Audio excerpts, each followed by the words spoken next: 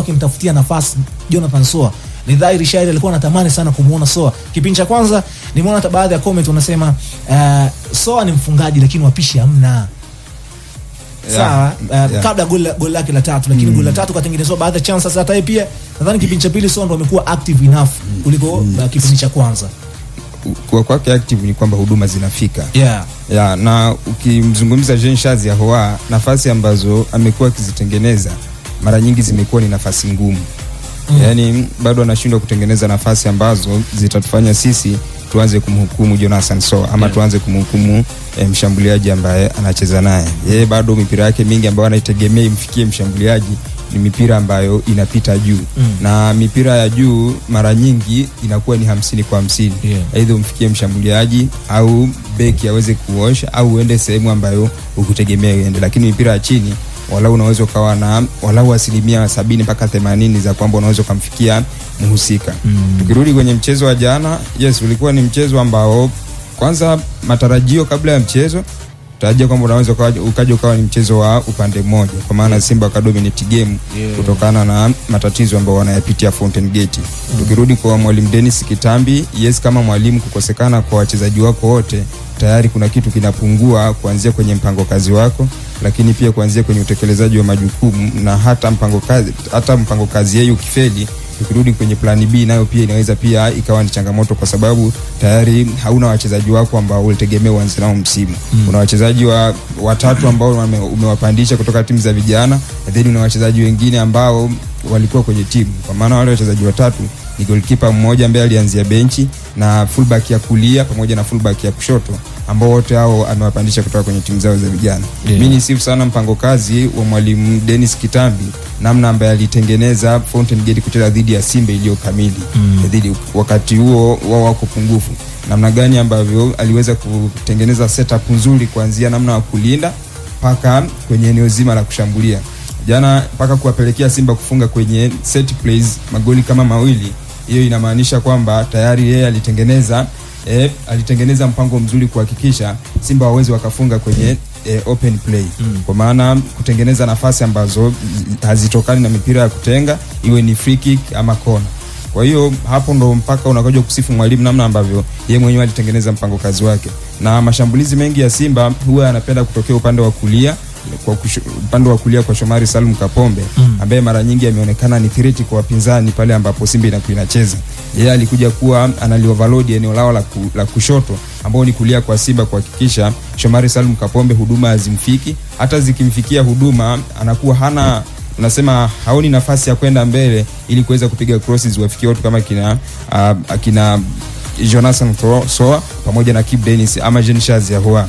Na ukiangalia hata scenario ya goli la pili la Simba ilivyotokea ni matokeo ya shinikizo ambao Simba walienda kulifanya kwa Fountain Gate.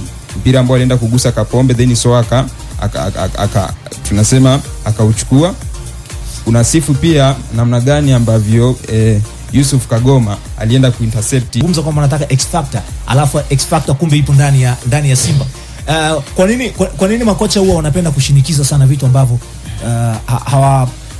naweza kusema hawaja practice sana? Kwa sababu Janchaza huwa amekutwa na Fadilu ndani ya Simba, au Fadilu nani kati ya Fadilu na Awali mkuta mwenzake? Awaka kakutwa na Fadilu. Si Simba si walimsajili, walianza kumsajili au kwa kocha akaja akakuta tayari kikosi kina wachezaji. Ile ni X factor ya Simba. Wajua hilo neno X factor limekuwa lina mgogoro mkubwa sana kwenye soka la Tanzania, hasa kwenye klabu ya Simba, kwamba ni nani anakuwa X factor uwanjani. Lakini mimi ninachoweza kukisema kwa Jean Charles Ahoua, wakati mwingine kwenye mchezo wa mpira wa miguu lazima umpe pia nafasi ya mwalimu kuweza kwa nini mwalimu akutumie. Unajua ukishampa nafasi mwalimu kwa nini ya kuanzisha kwenye kikosi chake, ndicho ambacho kinamtokea Ahoua. Unaweza ukaangalia wachezaji wote ambao wanaweza wakawa wanasajiliwa ndani ya klabu ya Simba, hata kama anacheza labda tuseme katika eneo la kiungo wa ushambuliaji katika nafasi ya namba 10.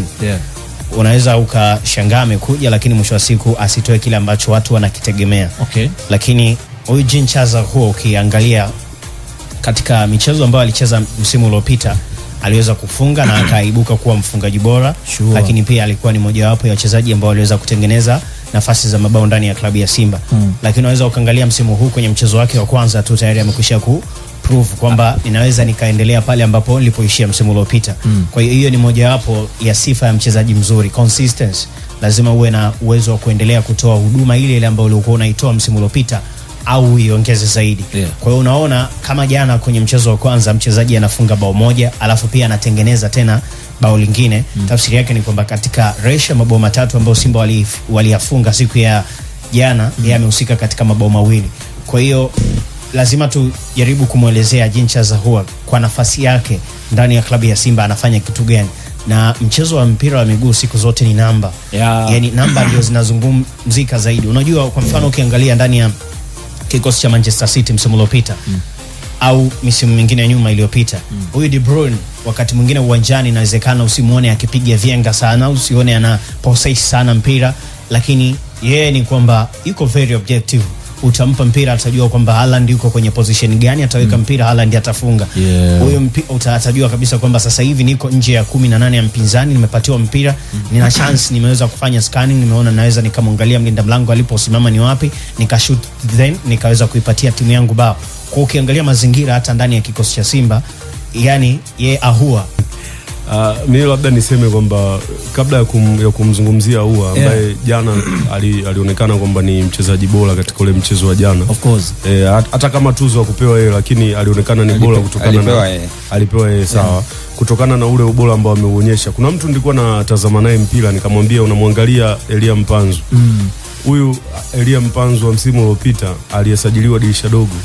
Sio huyu Elia Mpanzu ambaye sisi tumezoea kumuona. Hata kama jana alionyesha hatari mara kadhaa, lakini kuna namna ambavyo Elia Mpanzu amedrop na matarajio ya wana Simba wengi Elia Mpanzu kuja kuwa mchezaji ambaye anaweza akaibeba sana Simba, lakini kadri siku zinavyoenda nimemtazama kwenye mchezo dhidi ya Yanga. Alikuwa kwenye kiwango cha chini sana. Pia hata jana kama mliushuhudia vizuri mchezo. Elia Mpanzu si yule Elia Mpanzu ambaye tulikuwa tumezoea kumuona.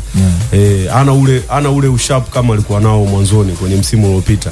Sasa Jincha Ahoua yeye anakuja kuonekana bora kwa wakati gani? Kwa sababu sasa hivi ndo mtu pekee ambaye anaonekana ni kama superstar wa Simba pale. Yani ni icon ya Simba. Yani ukiwaangalia Simba wanavyocheza uwanjani moja kwa moja utaenda kumtazama yeye. Pia kuongeza hata bleach kichwani kunaweza kuleta mvuto zaidi kwake. Kwa sababu mimi nimeangalia mchezo wa jana licha tu ya kupiga ile kona Deluka akafunga bao. Alionekana pia ni mchezaji ambaye kweli anaonyesha namna gani ambavyo namba 10 anatakiwa kuwa. Licha ya kwamba atengeneze zile pasi nyingi kama tulizokuwa tukiziona labda kwa kina Clatous Chama. Lakini ni mtu ambaye anapambana katika nafasi yake na anaonyesha wana Simba kwamba ana kitu kama ataendelea kuwa hivi, kwa sababu tayari amesha assist katika mchezo wa kwanza na ameshafunga bao. Kuna kitu ambacho anakionyesha kwamba anaweza akakifanya zaidi, pengine kikawa bora msimu huu kuliko hata msimu uliopita. Kuperform vizuri tunaweza yani kushindwa kuonyesha uwezo wake, tunaweza kujumuisha fitness hapo, kwa sababu kushindwa kwako kuonesha uwezo, fitness pia inaweza kuwa ni kikwazo. Yani utimamu wa mwili una link vipi na uwezo wako? Nafikiri ni swali zuri sana. Mchezaji ili uweze kuonesha uwezo wako inabidi kwanza uwe na utimamu wa mwili, kwa sababu utakuwa una uwezo wa kunyumbulika, utakuwa una uwezo wa kugongana. Mchezaji hata akija kukupushi mchezaji mwingine unakuwa hauna uwezo katoka haraka kwenye njia, kwa sababu physically uko fit. Una utimamu wa mwili wa kuweza kugongana na kufanya tunasema kufanya challenges na baadhi ya wachezaji. Mimi naamini kitu kimoja kwamba kwanza niseme yani kwa nachokiona sio kwamba Elia Mpanzu hana fitness. Fitness ipo kwa sababu mchezaji ambaye yupo tayari kucheza mechi zote na ukiona kwamba kuna kitu anakitoa uwanjani, image, kasi, kugongana na wachezaji wa timu pinzani, kuwasumbua mabeki wa timu pinzani, vyote hivyo bado anaendelea kuvifanya na kuingia kwenye box kila wakati anaingia.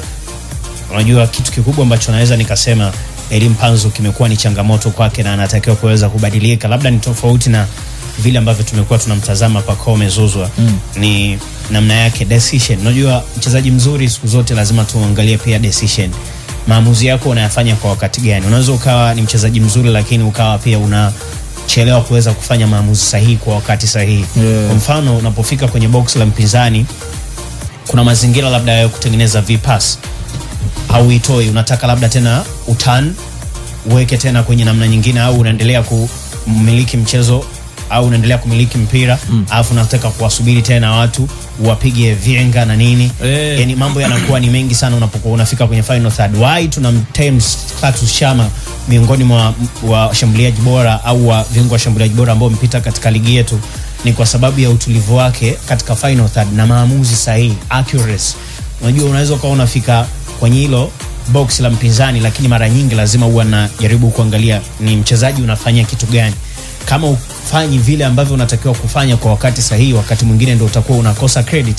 Kwa kitu kikubwa ambacho Mpanzu anatakiwa kuweza kukiongeza pia katika wakati tunamwangalia Morris na namna ambavyo system ya jinsi ambavyo Simba inavyocheza na Kibu jinsi ambavyo anaweza kawa na disadvantage kwenye squad ya Simba.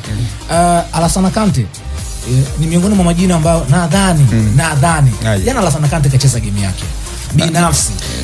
Nimemuona. Mimi nafikiri kutoka mechi ambayo walipewa nafikiri mechi ya derby, mimi nilimuona kwamba nafikiri nilizungumza kwamba ni miongoni mwa wachezaji wazuri.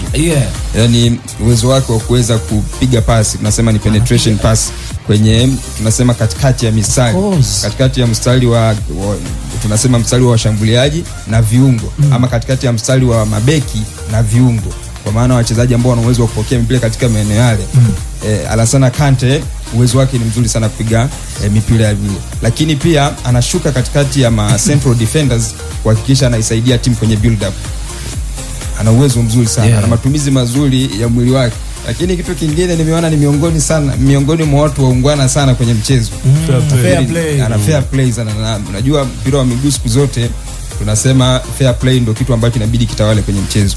Kwa hiyo Alassane Kante nafikiri Simba wamepata miongoni mwa bidhaa muhimu. Unajua kwenye mchezo pia wa mpira wa miguu ni vizuri sana kuwa na aina ya kiungo ambaye ukiangalia umbo lake linathibitisha vitu vingi sana.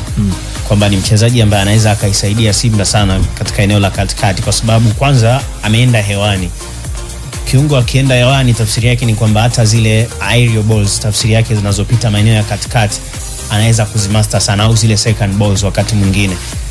Lakini ninaweza nikawa nasema kwamba kwa jinsi ambavyo anacheza, labda kitu ambacho anatakiwa kuongeza ni speed. Haraka zaidi. Kuna wakati mwingine ukimwangalia ni kama mchezaji ambaye yuko very slow. Sasa wakati mwingine pia huwa si usudu sana mchezaji ambaye anacheza kama labda advanced player maker au anacheza juu ya kiungo wa ukabaji. Wakati mwingine lazima pia uweze kujifunza kuongeza kasi, kwa sababu usipokuwa unaongeza kasi katika eneo la katikati, wakati mwingine pia kuna nyakati ambazo unakutana na timu ambazo labda zina viungo wenye kasi kuliko nyie. Kama unakutana na timu ambazo zina viungo wenye kasi kuliko, jiulize mara mbili kwa sababu kuwa na mchezaji, sidhani kama kuna kocha ambaye atapenda kumweka benchi mchezaji aina ya Morris Abraham kwenye position ambao Kibu akianzishwa anaonekana yuko vile, kwa sababu Simba jana kama upande wa Kibu ulikuwa hakuna mtu. Mimi nafikiri Kibu Denis pia na mechi zake ambazo yeye mwenyewe huwa anazicheza vizuri, ambazo pia naweza nikasema ni tofauti na mechi zingine zote.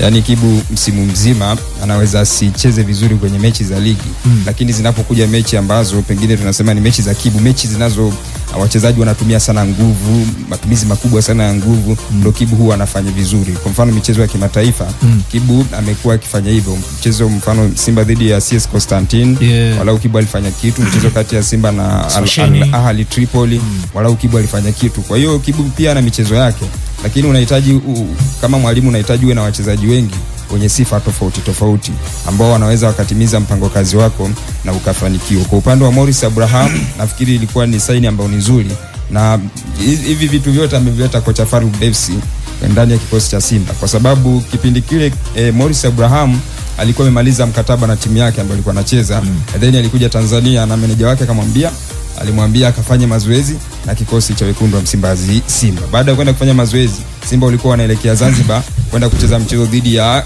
Stellenbosch. Kocha Farouk Davis akamwambia Morris Abraham, usinikimbie, nina malengo na nataka nije nikutumie. Then akabaki. Mwisho wa siku hiyo ni kwa sababu alimuonesha mazoezini, na kwenye mchezo wa jana ulitosha kabisa kwa wana Simba kumkumbuka Mixon. japo bado hatuwezi tukamvika Morris Abraham ule tunasema tumfananishe kabisa na Mixon kwa sababu ni miongoni mwa vitu vingine inaweza tusivipate, lakini miongoni mwa vitu ambavyo anaweza kavifanya kwa usahihi ni uwezo wake wa kupiga, matumizi mazuri ya akili na nguvu, lakini pia ni mchezaji ambaye muda wote yeye anaonyesha kwamba yupo uwanjani, yupo tayari kupata mpira.